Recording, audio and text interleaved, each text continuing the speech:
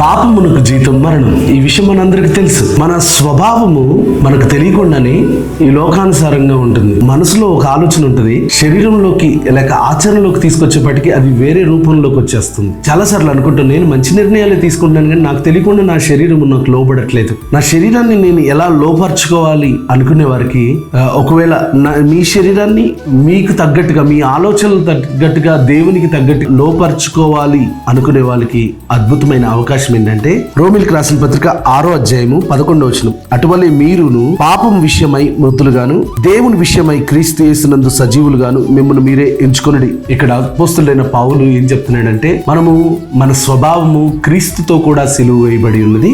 బాప్తిసం ద్వారా మనము పాత మనిషి చనిపోయి ఒక కొత్త జీవం పొందాం. ఈ కొత్త మనిషి ఎలాంటి వాడంటే, ఈ కొత్త మనిషి యొక్క స్వభావం ఎలా ఉంటుందంటే, పాపమునకు లోబడడు. పాపమునకు లోబడ్డం అంటే ఆజ్ఞాతిక్రమం పాపం. దేవుని ద్వారా మన హృదయంలో రాయబడిన ఆ ఆజ్ఞకు వ్యతిరేకంగా ఏవైతే మనం పనులు చేస్తామో అవి పాపంగా మార్చబడుతుంది. ఆ పాపానికి జీతమైన మరణాన్ని మనం ప్రతిరోజు డౌన్ఫాల్, స్ట్రెస్ ఇలాంటివన్నీ అనుభవిస్తూ ఉంటాం.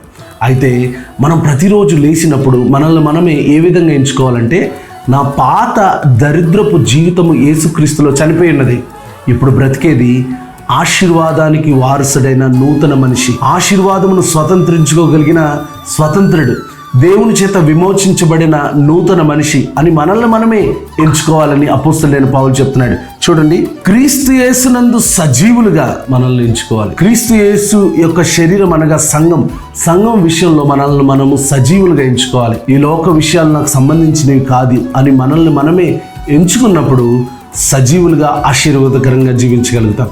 దేవుడు మిమ్మల్ని అటు విధంగా ఆశీర్వదించును గాక. God bless you.